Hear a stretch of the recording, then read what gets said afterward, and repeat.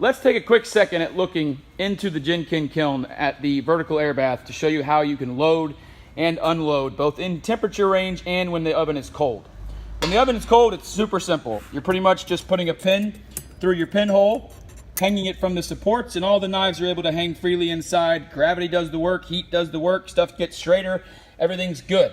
Now, it's important that you don't overload your oven. I only have 6 cleavers in here, I think 5.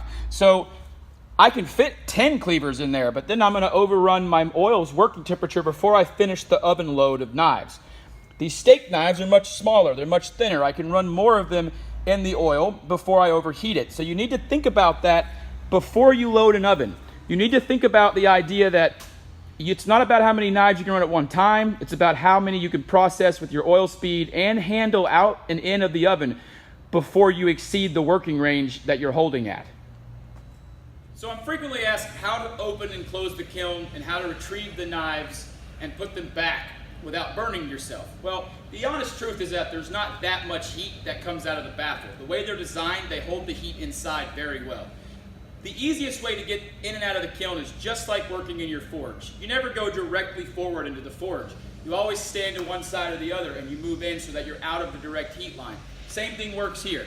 I lift with my left hand because I'm right-handed. I'm on the side of the kiln. I can then take the piece out, bring it over, finish my quench, etc. Whatever you're doing, and if it's thermocycling, it doesn't really matter. But then, because I'm on the side, I'm not affected by the direct heat loss that happens from the top. Let's take a quick second and talk about the oven's programmer.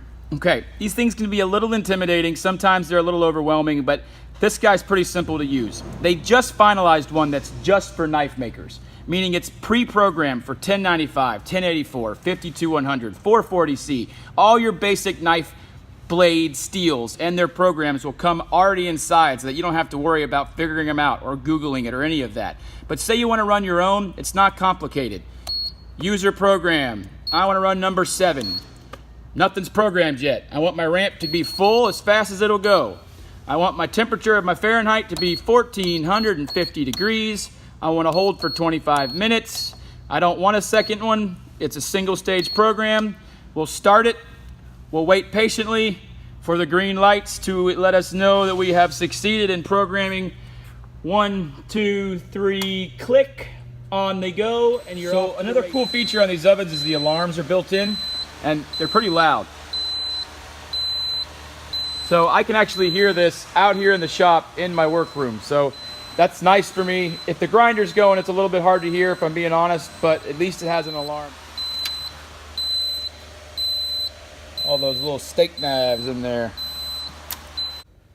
So at this point, I'm going to take a minute and I'm going to actually quench one of the cleavers from the oven into the quench tank.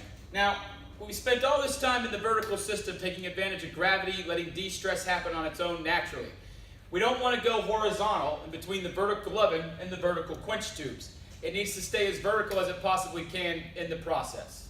So, without further ado, let's quench a knife. Left hand opens the lid. You can see I can put my hand on it without any glove. I don't need that. I'm going to go in. I'm going to grab whatever I'm going to quench directly over and into my quench oil.